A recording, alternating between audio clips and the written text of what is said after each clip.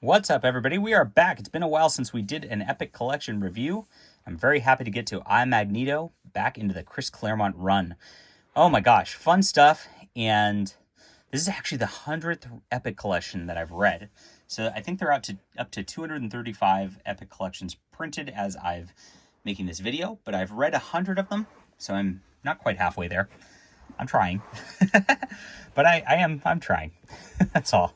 I get distracted sometimes. This is 1981 and 1982, and it's Chris Claremont all the way through. Uncanny X-Men 144 to 153, annual number 5. Avengers annual number 10, which is the first appearance of Rogue. Bizarre Adventures 27, and material from Marvel Fanfare 1 through 4. So, Cyclops is kind of like away from the team at this point, and you get like him like having to deal with some stuff. And the X-Men are kind of just doing their thing. They fight Dr. Doom. And Doom kind of kidnaps Storm. He really likes Storm. And eventually they escape Doom's clutches. So that's kind of a weird way to start out a volume. Then we go back to like Murder World. And there's just so much that's going on here. You look at this stuff. You see Arcade is working with Dr. Doom. The team kind of splits up a little bit through the course of this. Dave Cockrum does most of the art through here. And this is just classic X-Men. While this isn't like an iconic story compared to like, I think the last volume had the whole Phoenix death and all that.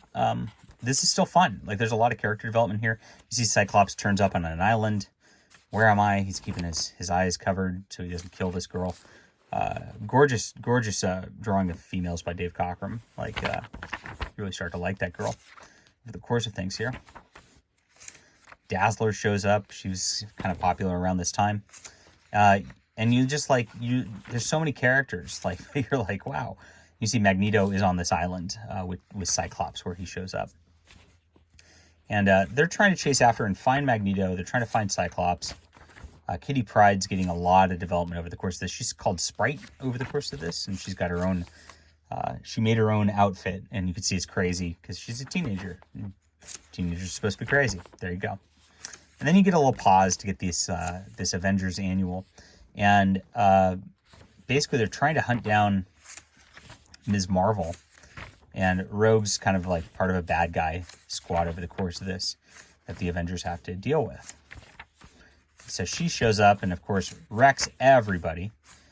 And it's a lot of fun. So one of the most classic issues. I actually had that in single issue form. I wish I kept it almost. And then we get to the 150th issue where Magneto is back and he's ready to take over the world. Yes, ha ha ha.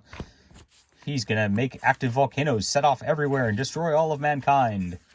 But of course, the mutants are there to stop him in this 150th issue. Just like, I mean, this is Marvel House style. Dave Cockrum in the early 80s.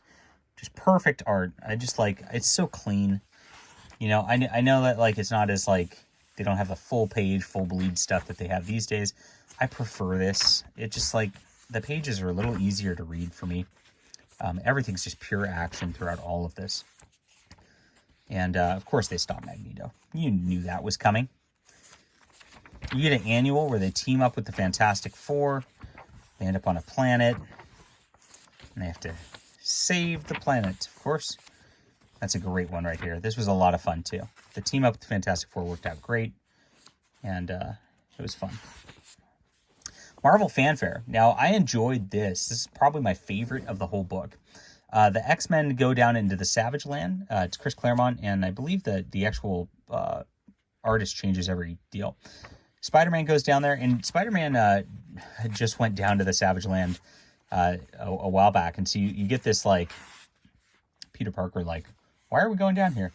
Well, they're trying to save this Sauron guy, and his wife's coming down, and they end up with hijinks as they get this little editorial owl at the end of this thing. These things have to fight against Sauron because Sauron goes bad, and there's like this like whole machine that will like de-evolve people.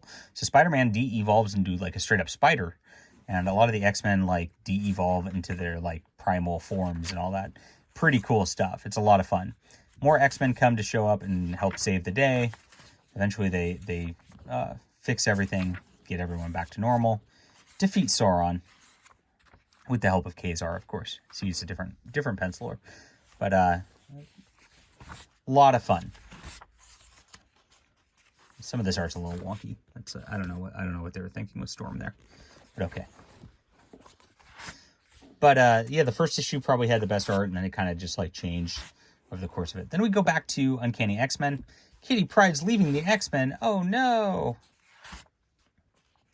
So she's getting taken to this school, and it turns out there's this plot with Emma Frost. Ha ha ha ha! And Emma Frost like takes Storm's body. It's very weird. And there's this whole thing with Sentinels over the course of this. Since she switched Storm's body, it kind of doesn't make a ton of sense. But she's just messing with the X-Men, as it turns out. But it's okay. It's all in fun anyway, even though it doesn't make a ton of sense. It's fun. And eventually, of course, they get back into the right bodies. And that's that. So, Kitty is now telling a fairy tale. And all the X-Men are part of this fairy tale. And the X-Men are kind of listening in on her story. It's really cute. But it's kind of a throwaway story. 10 the volume. And that's that. So that's where we're at in X-Men at this point. You get bizarre adventures here. And you get these, like, each one of these has, like, you get background of the Phoenix from the past, Iceman from the past, and Nightcrawler from the past, and these beautiful black and white. I actually really love the art of this. It's super nice stuff. And you get this, like, thing with the Phoenix and her sister. And you learned a lot of background past, and you see her sister at the graveyard there, dealing with that. The Iceman one's a little bit sillier of a deal. It's not quite as emotional as this one, but there's a murder mystery, and the Iceman has to deal with it. So cool stuff too. I love these black and white drawings. I think the art just really shines through here. Just cool stuff. Wow. Very fun. And I wouldn't have read this if I didn't have the Epic Collection. I would have had no idea this existed. The little Nightcrawler story at the very end of this. Which has to deal with his teleporting, and of course, like, he gets trapped in like a weird realm with this other weird dude. And it's a lot of fun. Eventually he makes it back out, and the bad guy doesn't quite make it back out.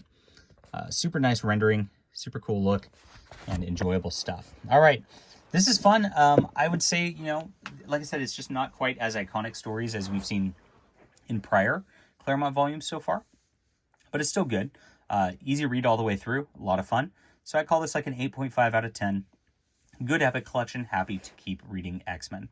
Let me know what you think about this. Hit that like and subscribe button, and we'll be back soon.